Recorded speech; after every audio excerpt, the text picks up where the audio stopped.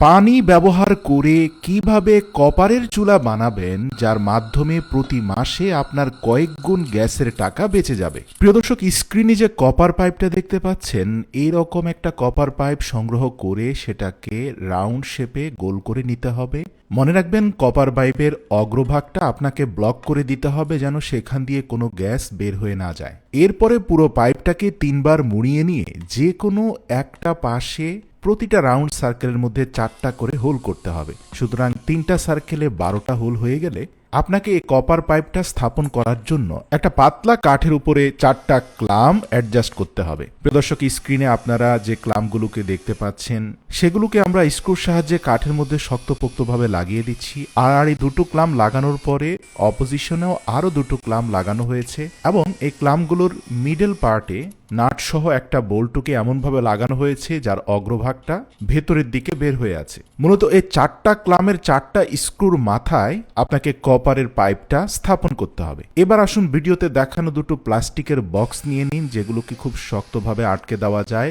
Air tight এরকম দুটো বক্সের উপরিভাগে দুটি সমান্তরাল ছিদ্র করে নিন। এবার কপার চুলা থেকে কিছুটা দূরত্বে দুটি বক্সকে স্থাপন করুন। আপনার নির্মিত চুলা থেকে বক্সগুলো যেন সরে না যায় এর জন্য নিচে কিছু আঠা লাগিয়ে সে বক্সগুলোকে স্থাপন করুন। সর্বশেষ এয়ার কম্প্রেশন একটি মোটর লাগিয়ে দিন, যার মাধ্যমে বাতাসের তীব্র চাপ সৃষ্টি করা যাবে। এবার আসুন ছিদ্রগুলোর সাথে কপার পাইপকে কানেক্ট করতে হবে। প্লাস্টিক জারের সর্বশেষ হোলে পাইপের এক অংশ ঢুকিয়ে অপর প্রান্ত একটা কপার পাইপের সাথে একটা জিপ টাইয়ের মাধ্যমে শক্তপোক্তভাবে লাগিয়ে দিন। প্রথম জারের অপর ছিদ্রর সাথে দ্বিতীয় জারের প্রথম ছিদ্রটি আরেকটি প্লাস্টিক পাইপের মাধ্যমে কানেক্ট করে দিন এবং সর্বশেষ জারের অবশিষ্ট ছিদ্রটির সাথে এয়ার কম্প্রেসর কানেক্ট করে দিন। এটাও একটা জিপ টাইয়ের মাধ্যমে শক্তপোক্তভাবে লাগিয়ে দিন। প্রতিটি ছিদ্রপথে পর্যাপ্ত পরিমাণে আঠা লাগিয়ে দিন যেন কোনোভাবে বাতাস লিক করতে না পারে। আমরা যদি বাঁ দিক থেকে মোটর সহ জারগুলোকে দেখতে থাকি তাহলে আপনি দেখতে পাবেন প্রথম জারের একটা পাইপ কানেক্ট রয়েছে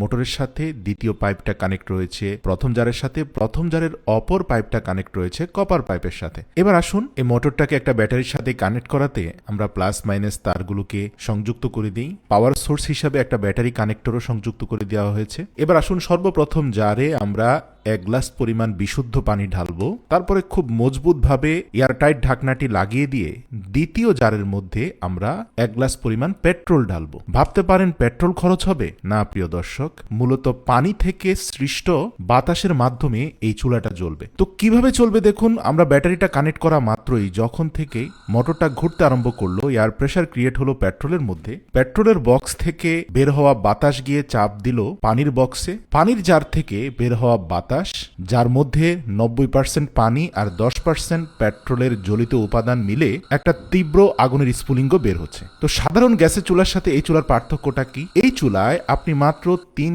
থেকে 400 গ্রাম পেট্রোল দিয়ে অন্তত 10 দিন পর্যন্ত আগুন জ্বালিয়ে বিভিন্ন ধরনের রান্নাবান্নার কাজ করতে পারবেন। এই আগুনটা জ্বলতে পানি এবং বাতাসের প্রেসারের ভূমিকাই সবচেয়ে বেশি। পেট্রোলের খরচ খুবই কম। সত্যি আপনার মস্তিষ্ককে ব্যবহার করে বিজ্ঞানের ছোটখাটো জ্ঞানগুলোকে অ্যাপ্লাই করলে জীবন আরো অনেক সহজ হয়ে যায়। ভিডিওটি ভালো লাগলে অবশ্যই প্রিয়জনদের সাথে শেয়ার করে এই প্রসেসটি জানার সুযোগ করে দিন।